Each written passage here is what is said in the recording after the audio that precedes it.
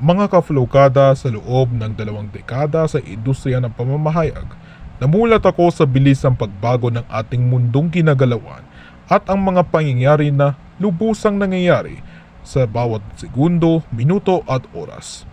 Nandito ako at ang buong puwersa ng KBN News and Current Affairs upang ihatid ang mga sariwang balita sa loob at labas ng bansa.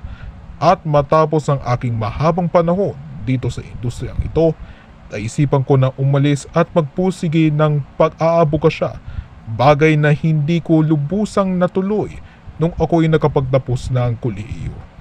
Kaya ako'y lubusang nagpapasalamat sa inyong lahat sa taus-puso niyo po na pagsuporta sa akin bilang inyo pong pamamahayag dito sa Ulat Pinas Weekend at sa Primetime Pilipinas sa HBC.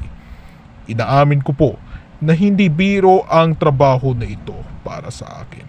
Pero nagpapasalamat ako sa oportunidad na ito na binigay sa akin.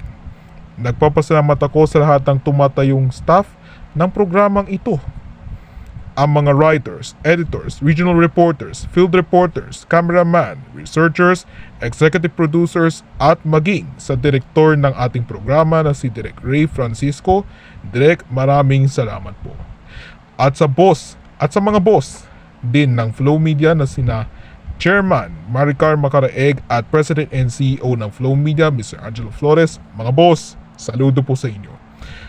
At simula po sa Mayo 4, araw na Sabado, may bago po kayong makakasama dito sa UPW.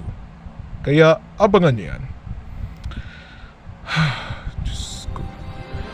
At sumain niyo po ang pangsabadong edisyon ng Ulat Pinas Weekend.